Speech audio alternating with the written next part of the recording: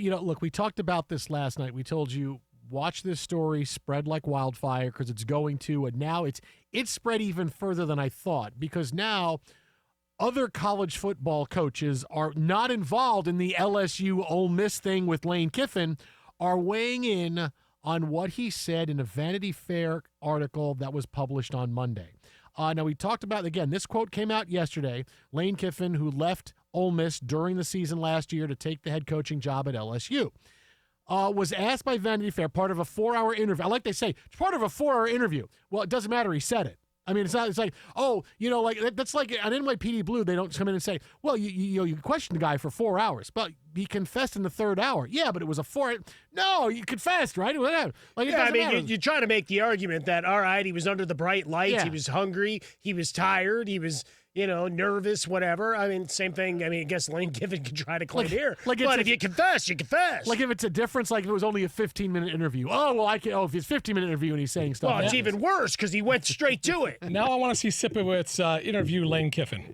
You were supposed to stay at Ole Miss. You said you loved it there, and now you said you got people that won't let you recruit players. But the last I saw, your recruiting class was in the top 20, and still you left. Write it down.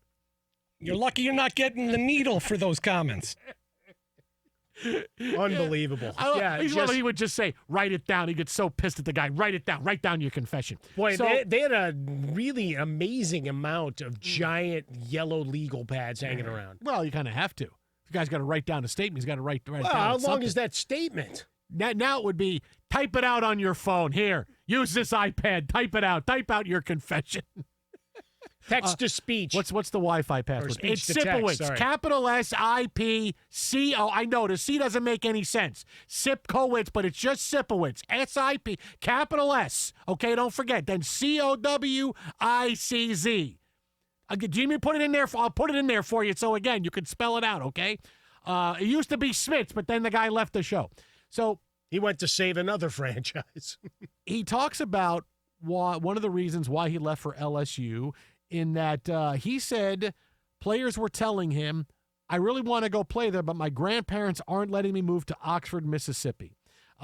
Because parents are telling me this weekend at LSU about the campus diversity, how it feels so great. It feels like there's no segregation, and we want that for our kid because that's the real world.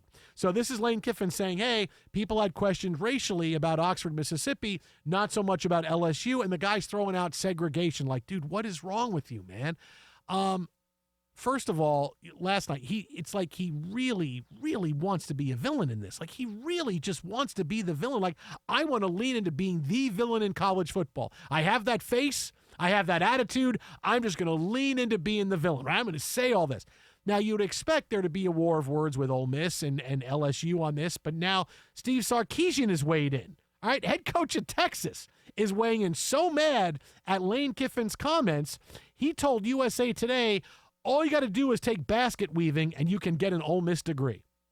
All right? Just take basket weaving and you can get an Ole Miss degree. So now, because Lane Kiffin decides to say something crazy like that, now we have arguments over, hey, what cities are racist and what schools are racist and who are I'm not a racist, your school's racist. My school's not racist, your school's racist. Your coach. Now we're having a racist conversation about different cities, and now other coaches are weighing in that have nothing to do with this about the academic requirement and what it's like at a school and what it's like there. And Ole Miss kids who get an Ole Miss degree doesn't mean anything. You take basket weaving, get a degree there. This is where we're at because Lane Kiffin wants to play smart guy. Now we're having a who's more racist, whose degree is worth least in college. This is such a useless storyline that's come up out of nowhere thanks to Lane Kiffin. I mean, they both at least can say, hey, we were both fired from USC, so let's throw some shade, or we both left USC, and here's the circumstances and chaos, so you can do that. The Ole Miss getting dragged, and Kiffin tried to clarify a little bit, again, going to that 4-hour interview, said, it's been wonderful to me and my family, and I was asked these questions about the differences in recruiting, and I said a narrative that we battled there from some out-of-state black parents and grandparents was not wanting their kid to move to Mississippi. That's a narrative that coaches have been fighting forever. It, quote, wasn't calculated by bringing it up. No, not at all. Absolutely not at all. By the way, get in for that game on September 19th is $600. as Ole Miss and LSU battle later on this fall. But the fact that everybody's now chiming in on Ole Miss, and look, that's the old chant that you would get from a student section that, that's all right, that's okay, take it from Bring It On. You're going to pump our gas someday, or whatever derivative that. I mean, that's what Sarkisian's doing. I mean, how is that helpful or useful in any of this? The Kiffin stuff is just problematic in a million ways, and he just wants to change the narrative and conversation to the academic requirements. Note to Sarkisian, we left the academic part of this a long time ago. That's been gone forever. And in the NIL world, it means even less. Like, we're talking, if you have that giant pizza pie, it is a very wafer-thin sliver where you've thrown away the crust. You're just eating a little bit of cheese and grizzled toppings in terms of the academic part of it. But Kiffin thing, again, you had an opportunity, if this was really an issue, to address it while you were the coach. And now you leave and say, look how bad they are. Look how awful the state is. Look how awful the administration and everything is there and what's going on. And you do that after you've left? Like, that, it's just such poisonous rhetoric. You even got Jon Sumrall, who now, first-year head coach at Florida, who coached at Ole Miss, talking about Sarkisian with his basket weaving comment, saying, grateful to coach at a top 10 public university that also offers advanced basket weaving.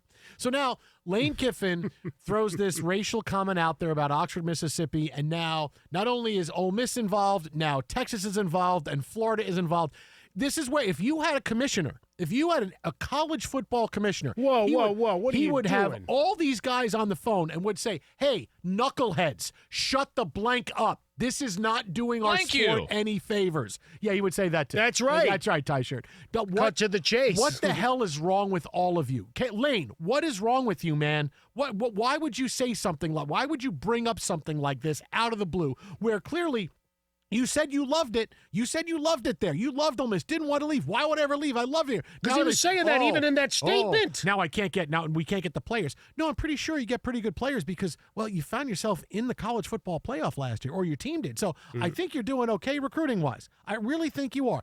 There's ways to go recruiting-wise. There's dirty pool, and I understand that part of it, but this is like you're just making the entire sport look bad. Now we're talking about what cities have as far as you're saying, have pockets of racism, where players can feel safe going to play and like going to play. Now, this is something that comes up for no reason other than the fact that you want to give a reason why LSU is a better place to go than Ole Miss. And now you have the rest of the SEC involved, and now Florida and Texas, and everybody's throwing their hats in the ring. This is just the worst headline and something college football does not need. No one needs this headline for no reason. If there was an issue that was up that needed to be addressed, that we needed to talk about, hey, spotlight that. And that's the best thing. Hey, if something is going on, something's happening, let's spotlight it. But this is, I'm going to take this shot right here because it's a recruiting thing, and I'm saying this, and I'm really irresponsible. But as the coach there, if that legitimately was an issue you were facing, and I'm not saying there's not potentially a family that he talked to or someone that made a comment, we can't categorically dismiss it. But if you're in that position as a head coach of a football team in this day and age, and even going back as long as you and I have been alive and before then, Jason, you're the most powerful guy if your team's playing well. You're the most powerful guy on campus and at times at the state. What was the old Jim Calhoun, college buckets, right? Hey, how much do you make as a public figure? And starting to fight about that like he was an elected official, right? Because all of that is public information. You are the most powerful guy. To affect change, you have an opportunity to have a huge voice in how the administration of the school is done and into state politics. And what you're saying is, while you were there, well, I mean, we saw these problems, but I was too worried about winning football games to actually address something that would have been that important. But now that I am out, I'm going to cast aspersions and light a fire back that way. It just goes and it adds another page on the paragraph to the Wikipedia page of just missteps, bad calculated moves, and everything that has been Lane Kiffin. And he was a guy that was on the comeback trail, right? Celebrated for what he'd done with that program and in rebuilding his career and everything else. And maybe he just feels better being the villain. right? Self-sabotage is a very real thing for people. And, you could read a lot of psychology coursework and books on that. And maybe that's just who he is. He needs something controversial to hyper-focus on the other part of his life, because this is just such malfeasance. Oh, again, this is where if you had a leader, they could say, "Hey, you lunatics, you're idiots. Stop this. You understand how bad you sound. How bad. Nobody wins in this. No, there are no winners with this conversation. Zero. Yeah, this no isn't winners. even a push. No. To quote our guy Nick Mackay, this is not even a push. This is just there are no winners here. No. This is just no matter how you slice all it taking up, L's. nobody's winning. It's the entire sport of college football is taking an L with this awful. storyline.